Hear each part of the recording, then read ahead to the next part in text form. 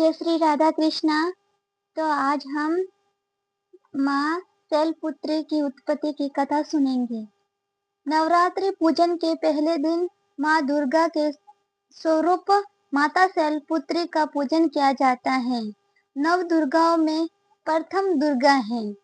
पर्वतराज हिमालय के घर पुत्री रूप में उत्पन्न होने के कारण इनका नाम शैलपुत्री पड़ा है। गिरिराज हिमालय की पुत्री होने के कारण भगवती का प्रथम स्वरूप शैलपुत्री का है, जिनकी आराधना से प्राणी सभी मनोवांछित फल प्राप्त कर लेता है। अपने पूर्व जन्म में ये प्रजापति दक्ष के घर कन्या के रूप में उत्पन्न हुई थी।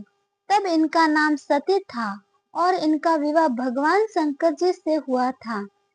एक बार प्रजापति दक्ष ने बहुत बड़ा यज्ञ किया था, जिसमें उन्होंने सारे देवताओं को अपना अपना यज्ञ भाग प्राप्त करने के लिए निमंत्रित किया, किंतु दक्ष ने शंकर जी को इस यज्ञ में निमंत्रित नहीं किया। सती ने जब सुना कि उनके पिता एक अत्यंत विशाल यज्ञ का अनुष्ठान कर रहे हैं, तो वहां जाने के लिए उनका मन व्याकुल हो उठा। अपनी ये इच्छा उन्होंने शंकर जी को बताई। सारी बातों पर विचार करने के बाद उन्होंने कहा, प्रजापति दक्ष किसी कारणवश हमसे रुष्ट है। अपने यज्ञ में उन्होंने सारे देवताओं को आमंत्रित किया है, उनके यज्ञ भाग भी उन्हें समर्पित किए हैं, किंतु जानबूझकर हमें नहीं बुलाया है।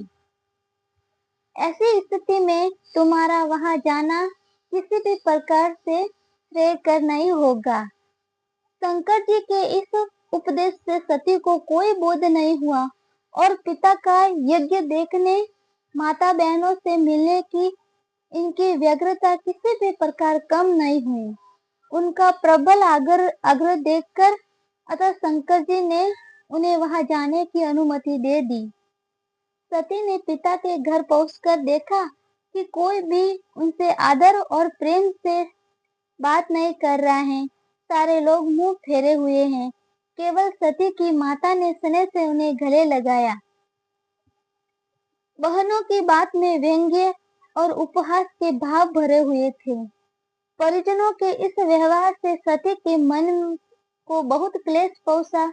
सती ने जब देखा कि वह चतुर्दिक भगवान शंकर जी के प्रति तिरस्कार का भाव भरा हुआ है और दक्ष ने भी उनके प्रति कुछ अपमानजनक वचन कहे हैं, ये सब देखकर सती का हृदय क्षोभ, ग्लानि और क्रोध से संतप्त हो उठा और उन्होंने सोचा, भगवान शंकर जी की बात न मान या आकर मैंने बहुत बड़ी भूल की है।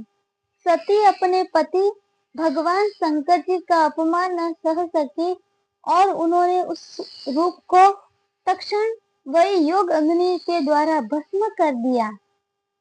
वज्रपात के समान इस दुखद समाचार को सुनकर शंकर जी ने अति क्रुद्ध होकर अपने गणों को भेजकर दक्ष के यज्ञ का पूर्णतः विध्वंस करा दिया।